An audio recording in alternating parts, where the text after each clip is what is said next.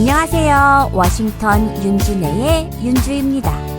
새해 들어서 좋은 사람들과 좋은 만남들 하고 계신가요?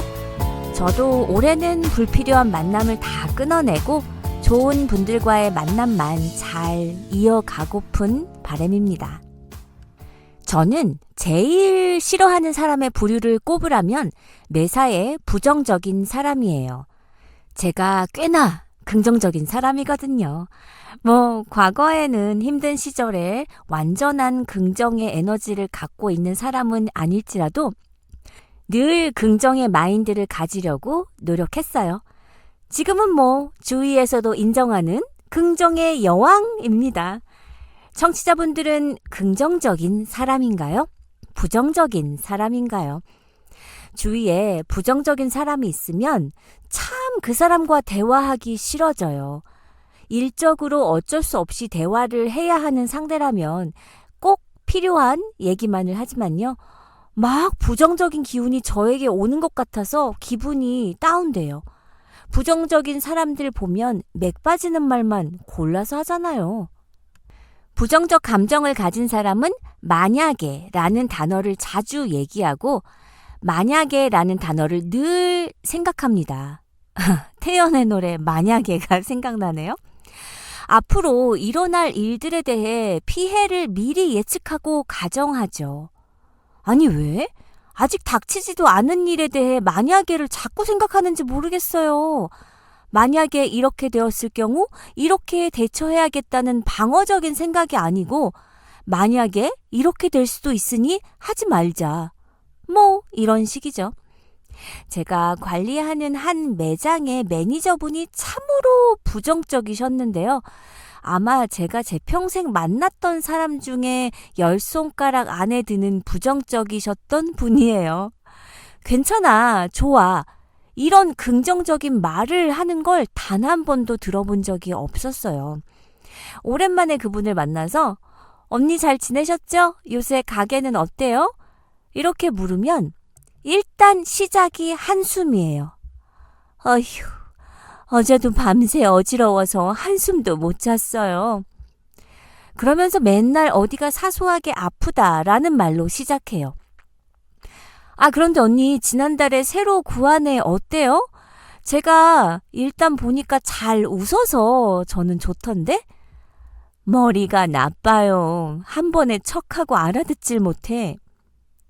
제가 어떤 직원 아이를 칭찬하면 부정적이고 단점을 끄집어내서 말하려는 그런 게 꼭 있고요. 손님들 욕도 많이 해요. 제가 보기에 딱히 잘못도 아닌 것들도 아주 예민하게 받아들이고요. 한 번은 가게에 일하는 직원이 정말 구해지질 않았던 시기가 있었어요. 직원이 너무 모자랐죠. 그래서 때로는 그 매니저 언니분께서 혼자 하루 종일 오픈 투 클로즈 때까지 일을 해야 하는 날도 있었어요. 당시는 정말 일주일에 하루 이틀만이라도 일할 수 있는 직원이 빨리 구해졌으면 좋겠어요. 그러던 중에 드디어 직원 한 명을 구하긴 했는데 우리랑 스케줄이 잘 맞지 않았어요. 하지만 적어도 매니저님이 혼자 일하시는 날에 하루 정도는 새로운 직원이 커버를 할 수 있게 된 것이죠. 저는 너무 잘 되었다고 생각했는데요. 뭐예요? 이 사람 월요일도 오전엔 안 되고 주말엔 4시에 퇴근해야 하고 이런 스케줄로 어떻게 리테일에서 일하려고 하는지 참. 순간 저는 진짜 화딱지가 나더라고요. 사람 귀해서 혼자 힘들게 일하던 거 생각하면 하루라도 도움을 받을 수 있는 것에 대해 감사해야 하는 건데 다시 불평을 늘어놓으시면서 투덜투덜. 매니저님, 제발 긍정적으로 생각하실 수 없으세요? 하루라도 일할 수 있는 사람이 있는 게 낫죠.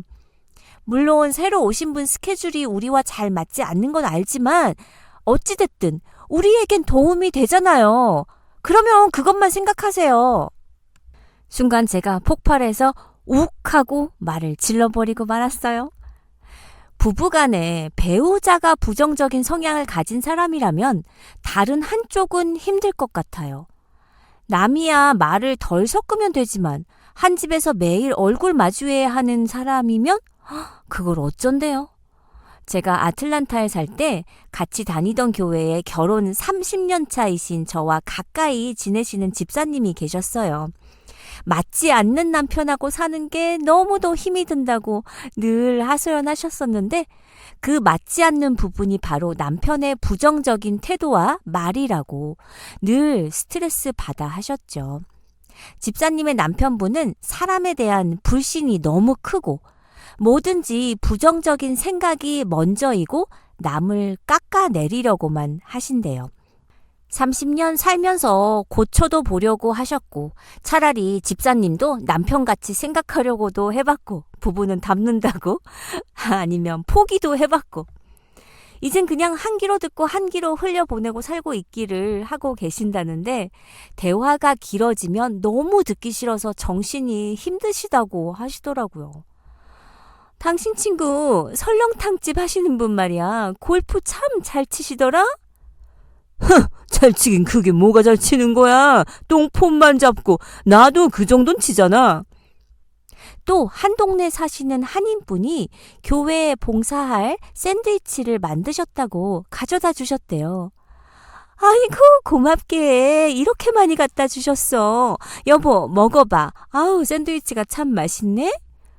고맙긴 뭐가 고마워. 만들다 보니 너무 많이 만들어서 그거 자기들 먹기 싫으니까 우리에게 주면서 생색이나 내려고 그러는 거지. 집사님이 결혼하시고 첫 아이를 낳으실 때까지는 형편이 많이 어려우셨어요. 그래서 주위 분들의 도움으로 아기 용품들도 많이 구하셨는데 어머나 여보 아기 보행기랑 유모차 상태가 너무 좋다.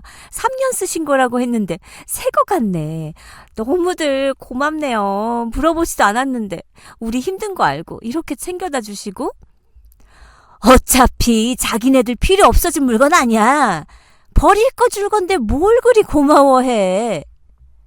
매사에 이런 식이신 거죠. 누구 잘 되는 꼴을 못 보고 남에 대해 좋은 말 한 걸 본 적이 없으시대요. 아, 어떻게 살아요? 이제 돈도 벌 만큼 벌었고 자기 지위도 누려본 사람인데 도대체 왜 그러는지 모르시겠대요. 제가 보는 집사님은 정말 좋으시거든요. 좋은 게 좋은 거다 식으로 편하게 생각하는 편인데 집사님 남편분은 집사님이 그렇기 때문에 사람들이 집사님을 호구로 생각한다는 둥, 사람들에게 이용당하기 딱 좋은 사람이라는 둥. 요샌 세상 그렇게 살면 안 된다고 잔소리까지 귀가 따갑게 하신대요. 아, 좀 그러지 마시지. 저희 딸이 어릴 때 부정적인 태도를 좀 많이 보였었어요. 스파게티를 만들어주면 어때? 맛있지? 별로야. 왜? 엄만 맛있기만 한데. 먹을만해. 그리고 다 먹고는 더 달라고 하는 거예요. 별로라면서 왜 더 먹어? 그러면 또 헤헤 웃으면서 맛있어. 그럽니다. 오늘 학교 어땠어? 별로였어. 왜? 오늘 파자마 파티 있었던 날인데 재미없었어? 뭐 괜찮았어. 그럼 런치가 별로였나? 아니, 런치 피자 먹었어. 자세하게 물어보면 다 좋았는데 질문을 하면 첫 대답은 무조건 부정적이었어요. 당시 아이와 카운슬링을 받고 있었는데 선생님께서 그러시는 거예요. 제가 아이에게 말을 할 때 부정의 표현을 쓰는 거 아니냐고 하시길래 저는 제가 최고의 긍정적인 사람인 줄 알고 살았는데 표현에 있어 부정적인 것들을 사용한 것이 있더라고요. 예를 들면 이런 거예요. 조심 좀 하지. 샤워 커튼을 안 닫으면 어떡해. 화장실 바닥이 물바다가 됐잖아. 에휴, 발판이 다 젖었어. 미술 수업이 있는 날인데 흰 옷을 입으면 어떡해. 옷이 더러워지잖아.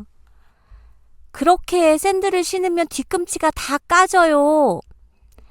밥을 그렇게 많이 먹으니까 배탈 나지. 이게 무슨 문제인가요? 문제가 전혀 없어 보이죠? 그런데 문장의 끝이 모두 부정으로 끝나잖아요. 같은 메시지를 굳이 부정적으로 전달할 필요는 없습니다. 다 부정인데 뒤만 긍정으로 바꾸는 거예요. 샤워 커튼 닫는 걸 깜빡했구나. 앞으로 조심하자. 발판은 말리면 돼. 발판이 다 젖었잖아. 라는 건 부정적인 표현이고 발판은 말리면 돼는 긍정적인 표현이죠. 발판이 젖은 게 보여도 언급하지 않아도 돼요. 왜냐하면 아이도 봐서 이미 알고 있으니까요. 오늘 미술 수업이 있는 날인데 물감이 좀 튀어도 괜찮은 옷을 골라봐. 아까는 흰 옷을 입으면 어떡해, 옷이 더러워지잖아 라는 부정적인 표현이었죠. 이제는 긍정적으로 물감이 좀 튀면 어때? 그런 옷을 골라봐 라고 표현을 했습니다. 또 그렇게 신을 신으면 뒤꿈치가 다 까져 라는 표현 말고 신을 그렇게 신으면 뒤꿈치가 아플 텐데 라고 바꿨어요. 밥을 그리 많이 먹으면 배탈나. 배탈나 라는 부정적 표현 말고 오늘 배가 많이 고팠구나. 밥을 평소보다 많이 먹네. 이따 운동 조금 같이 할까? 이렇게 바꾼 거죠. 어떠세요? 이게 몇 가지 예이기는 하지만 일상의 수천 가지 상황에서 자신도 모르게 부정일관으로 말할 수 있어요. 아유, 진짜 쟤는 누굴 닮아서 저래. 매사에 불평이고 부정적이야. 라며 자녀들을 나무랐던 분들. 우리 삶은 말하는 대로 갑니다. 말로 짜증나 하고 말하면 짜증이 더 나요. 더워 하면 더 더워요. 우리가 긍정의 힘을 말할 때 한 번쯤 들어봤을 법한 말 중에서 피그말리온 효과, 로젠탈 효과, 또 플라세보 효과를 말하고요. 부정의 힘을 설명할 때는 스티그마 효과 또는 노시보 효과를 예로 드는데요. 그럼 이 이상한 말들의 효과들이 무엇이냐 하나씩 설명을 드려볼게요. 먼저 피그말리온 효과는 많이 들어보셨을 거예요. 그리스 신화에 나오는 조각가 피그말리온의 이름에서 유래한 심리학 용어예요. 조각가였던 피그말리온은 외모가 볼품없어서 사랑에 대해서는 체념한 채 조각에만 열정을 바쳤답니다. 아니 얼마나 못생겼길래 사랑에 대해 체념한 채. 그러다가 자신도 언젠가는 사랑을 할 수 있을 거라는 기대로 심혈을 기울여 여인의 나체상을 조각한 거예요. 그 조각은 누가 보더라도 완벽한 여인상이었고 시간이 지나면서 점차 그 여인에 대해 연민의 감정을 가지게 되면서 나중에는 사랑의 감정으로 싹터갔다고 합니다. 그래서 피그말리온은 매일 꽃을 꺾어 여인상 앞에 바쳤대요. 그러던 어느 날 섬에서 자신의 소원을 비는 축제가 벌어진 거예요. 피그말리온은 신께 그 여인상을 사랑하게 되었노라고, 그 여인상이 나의 아내가 되게 해달라고 간절히 빌었답니다. 기도를 마치고 집에 돌아온 피그말리온은 여인상의 손등에 입을 맞추자 놀라운 일이 벌어졌어요. 손에서 온기가 느껴지기 시작한 것이죠. 놀란 피그말리온이 그녀의 몸을 어루만지자 조각상에서 점점 따스한 체온이 느껴지면서 사람으로 변해가기 시작했어요.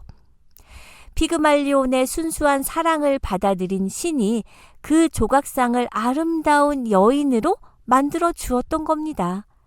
조각상이 살아있는 여인으로 변하자 피그말리온은 결혼을 하고 파모스라는 딸을 낳았다고 합니다.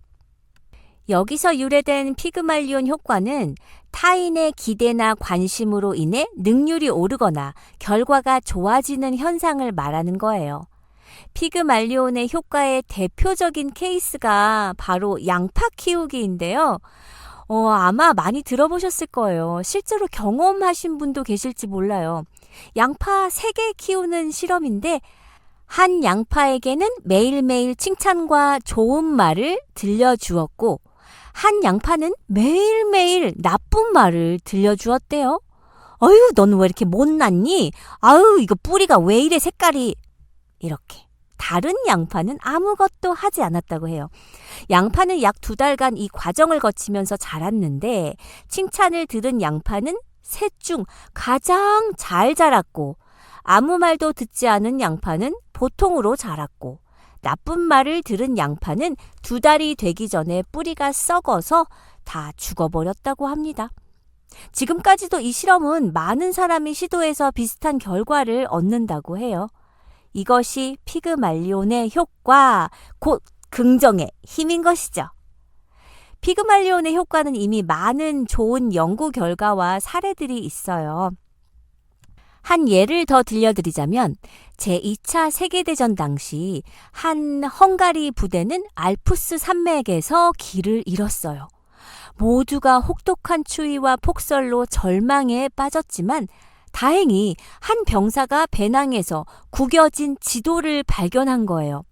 알프스 산맥에서 지도를 보면서 빠져나올 수 있었답니다. 그런데 나중에 보니까 이 지도는 알프스 산맥이 아닌 피레네 산맥의 지도였던 거예요. 엉뚱한 지도가 부대원들에게 희망을 불어넣어 생명을 살린 것이죠. 완전 대박!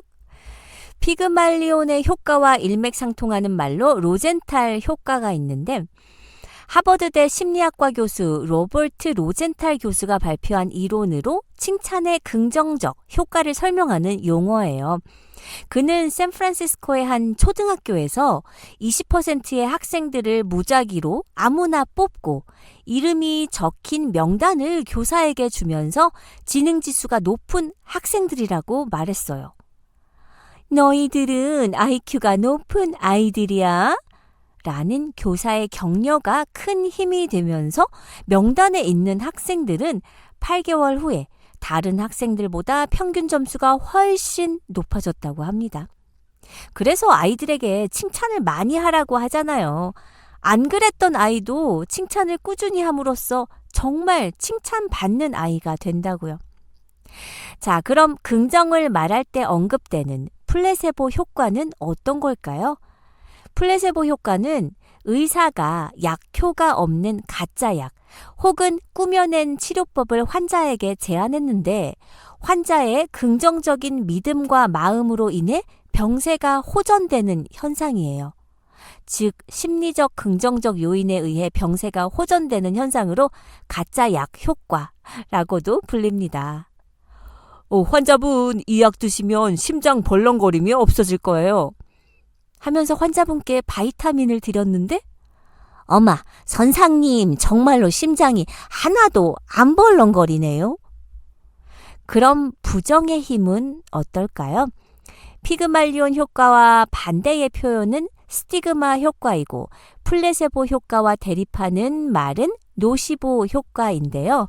먼저 스티그마 효과는 부정적으로 낙인 찍히면 실제로 그 대상이 점점 더 나쁜 행태를 보이고 대상에 대한 부정적 인식이 지속하는 현상으로 심리학에서 인간의 일탈 행동 혹은 부적응 행동을 설명할 때 주로 사용된다고 합니다.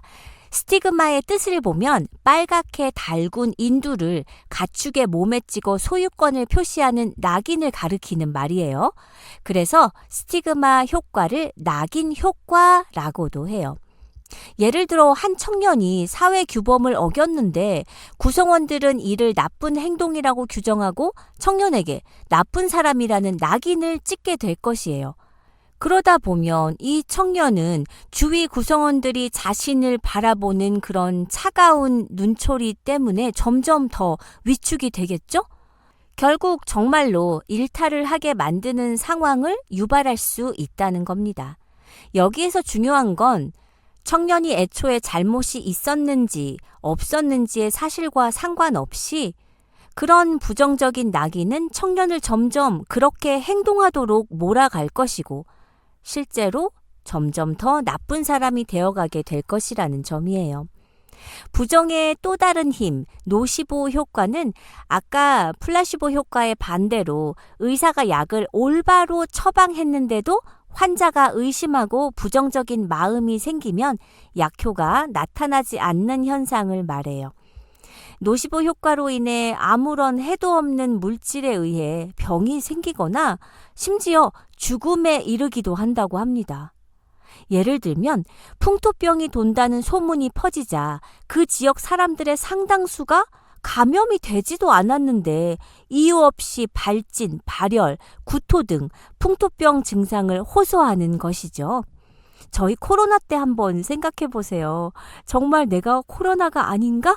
걸리지도 않았는데 아침에 계속 그런 생각을 하면서 눈을 뜨다 보면 침을 삼킬 때 목이 아프기도 하고 기침만 해도 막 열이 나는 것 같기도 하고 그런 경험들 있으시죠?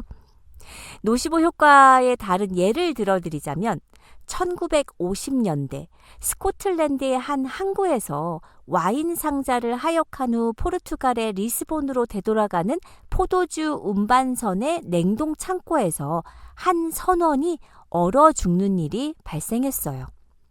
그 선원이 안에서 일하고 있다는 사실을 까맣게 잊고 동료가 냉동 창고의 문을 잠궈버린 거예요.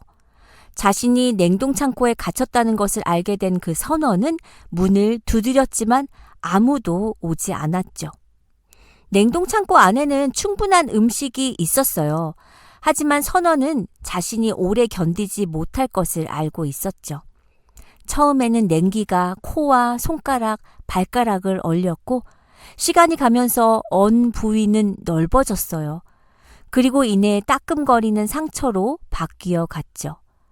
선원은 고통과 죽어가는 과정을 시간대별로 생생하게 냉동 창고 벽에 기록을 하기 시작했는데 몸이 점점 얼어붙는다. 정신이 혼미해진다. 이윽고 온몸이 하나의 얼음덩이로 굳어져 가는 것을 느꼈고 움직임이 사라졌어요. 배가 리스본에 도착한 후 선장과 동료들은 냉동창고 안에 죽어있는 선원과 그가 벽에 쓴 고통과 죽음의 기록을 발견하였는데요. 그러다가 선장은 너무 놀랐어요. 그 이유는 기록의 내용 때문이 아니라 컨테이너 속의 온도가 상당히 높다는 것을 느꼈기 때문이었는데요. 선장은 실내 온도를 다시 측정했지만 그 결과 영상 19도였다고 합니다. 리스본으로 돌아온 배는 포도주를 적재하지 않았기 때문에 출발 전에 냉동창고의 전원을 꺼놓았던 거죠. 심지어 냉동창고의 공간이 넓었기 때문에 공기도 충분했어요. 하지만 죽은 선원의 모습은 그 누가 보더라도 극심한 추위에 얼어 죽은 사람의 모습이었다고 합니다. 그렇다면 왜 선원은 얼어 죽었을까요? 노시보 효과는 부정적인 생각이 부정적인 결과를 낳는다는 것이에요. 이렇게 긍정의 힘도 강하지만 부정의 힘도 강합니다. 하지만 누가 강요라도 하나요? 아니죠. 우리는 긍정을 선택할 수 있어요. 긍정은 선택입니다. 부정을 버리고 나의 말, 나의 생각, 또 나의 감정, 신념 등을 긍정으로 바꾸고 연습하다 보면 나를 둘러싼 환경도 변화가 돼요. 부정을 긍정으로 바꾸는 연습을 해보세요. 첫째, 말과 생각의 변화를 시도해 봅니다.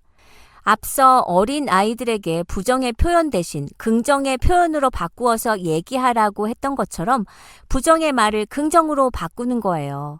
부정의 말이란 청취자분들 내일 중요한 시험이 있으시다면서 시험 준비도 안 하시고 워싱턴 윤준의 청취만 하실 거예요?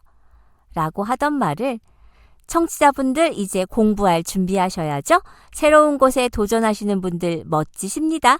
워싱턴 윤준의 청취는 시험 끝나고 꼭 해주세요. 비가 안 오면 비가 안 온다고 불평, 비가 오면 비가 온다고 불평, 날이 흐리면 흐리다고 불평. 그런 생각을 바꾸세요. 둘째, 생각과 감정의 변화예요.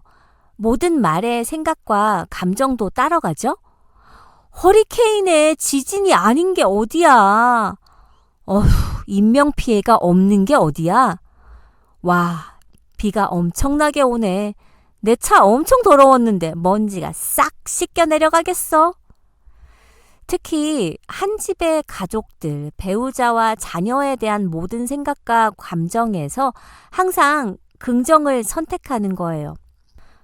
내가 못 살아. 물가는 오르고 남편 놈 월급은 뻔하고 애들은 커가고 있는데 어떻게 살라는 거야? 하던 생각을 남편은 오늘도 성실히 출근하고 애들은 건강하게 잘 자라고 있으니 참 감사한 일이야. 라는 생각으로 바꾸면 걱정하던 감정이 감사하는 감정으로 바뀔 수 있지 않을까요? 오늘 방송 시작할 때 언급했던 부정적인 사람은 만약에를 생각한다라고 했잖아요.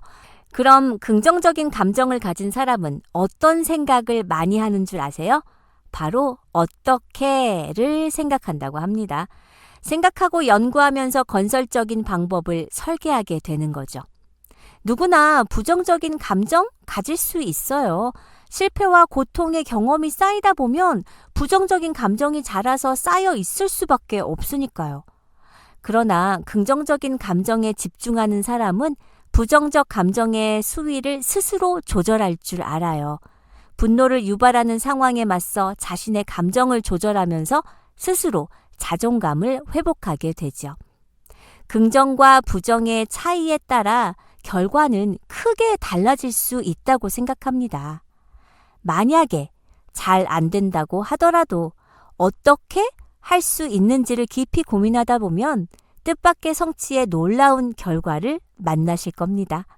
청취자 여러분, 2025년에는 작은 부정도 어딜 오려 그래? 저리 가! 긍정의 마음으로 풀어가시면 좋겠습니다. 저와 함께 외쳐볼까요? 긍정, 긍정, 긍정! 윤주는 다음 시간에 만나요.